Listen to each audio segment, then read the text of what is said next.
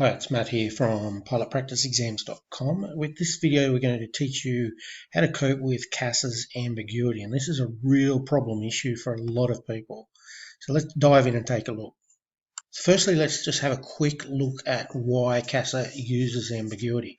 So there's one of a few reasons. They're either deliberately looking to see if you can make decisions based on, information, and even if it's not the whole picture, to see if you can cope with uncertainty and risk, to see if you can adapt to change, and also to see if you've got problem solving skills that you're going to require in the cockpit.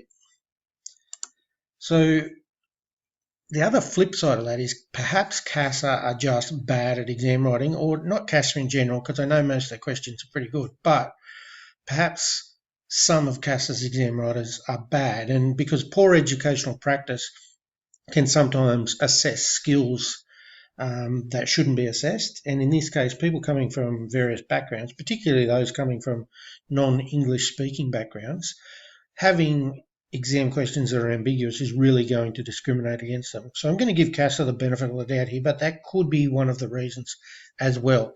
So either way, it doesn't matter to you. The fact is the ambiguous questions are in there, and those ambiguous questions are largely assessing a different set of skills to just someone who wrote, learns, or textbook reads.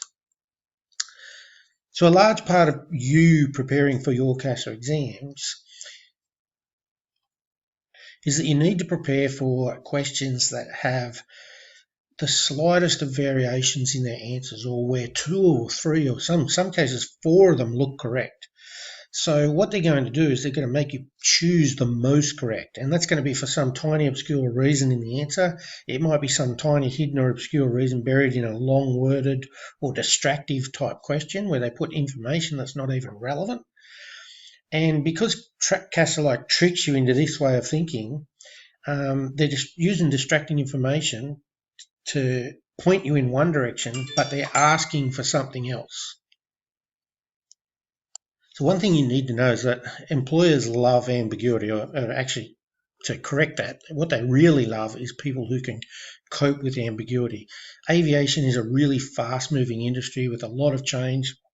It's run on thin margins, and employers have to cope with things that come along, like coronavirus, like a volcano in Indonesia, and the routes need changing.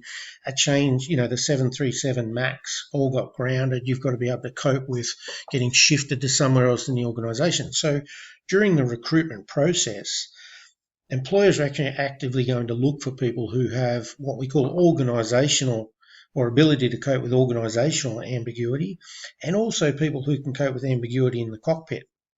So the classic example is down the bottom here, the Qantas Flight 32, which was the A380 that was en route from London to Sydney via Singapore, and they had that uncontained engine failure. There was a 60 Minutes show on it. I forget the captain's name now, but the captain did a terrific job of problem shooting with his crew how to get that plane safely en route. This was a new problem in a new aircraft, and it was a major problem. And they got it to their destination safely, and they did that by coping with ambiguity as a crew. So one of the things that the airlines do, and QLink and Qantas and Jetstar in particular, is they do these group activities here when they're recruiting you, and they put you in groups of say 4, 6, 8, 10 people, and they'll give you a list of say 5 items. A list of 25 items, and you have to choose 5 items that you would keep or take with you if you were put on or stranded on a deserted island. And one of the reasons they do that is they're trying to see how, as a group, you can cooperate, communicate, problem solve, and justify the reasons. Now, often in those examples, there's no clear winners and no clear losers on the list. And there might be some that are, slightly higher priority, like water, or something that can make water, or something that can make fire, etc. But it's up to the group to prioritize and discuss why something cannot be left behind, and that's what they're looking for is, who can identify these things and who can communicate that, especially in a group where some people might disagree. So employers are really, really going to look for this skill. So you need to value it, and it's something that you need to learn during your training, not only to cope with your exams, but also for your intake interview if you're going to go down the route of flying for a big employer, especially an airline. So now that we know why it's important, how can you develop your ability to cope with it? Well, first of all, you must want to learn it. You must value it. It's a key skill and you must view it that way. And I've just told you why. So you need to actively look for examples all around you. Like look at road signs and think, how could someone with a completely different background to me read that same sign I'm reading and see something completely different? Like, for example, a kangaroo picture next 2 kilometres, or a 15 kilometre an hour windy road sign. What, like, you see it one way, but how could someone else interpret that? Even shop signs on windows or billboards. Have a think as you're driving along.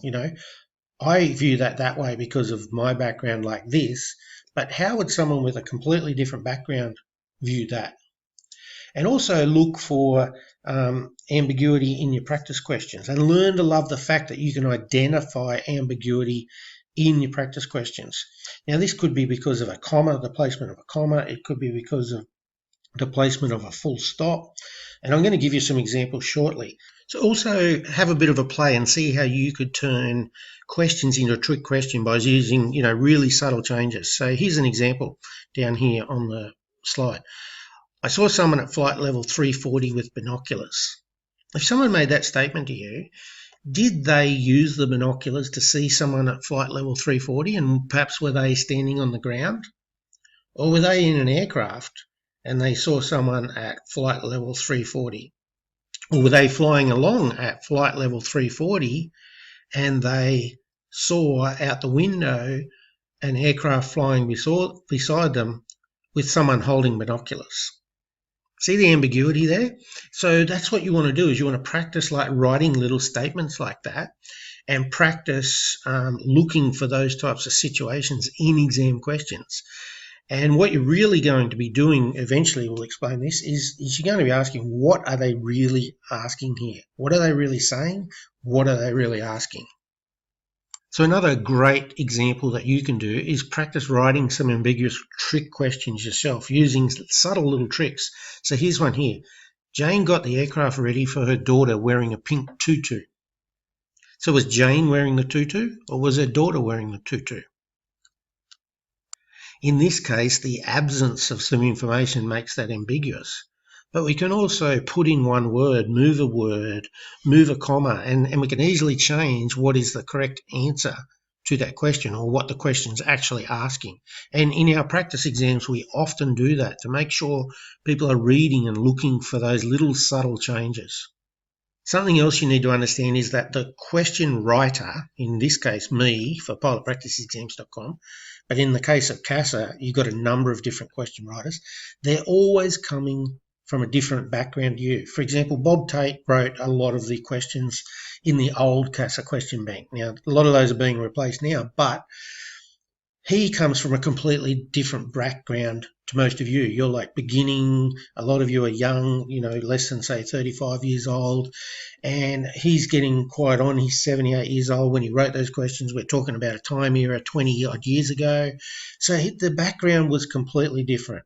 So the way he looks at that question and he looks at that information, and a lot of the other CASA question writers who are career-long pilots or aviation industry experts, they're going to look at things very different to you, and you need to understand that. And that's why you've got to always ask that question, what are they actually asking here?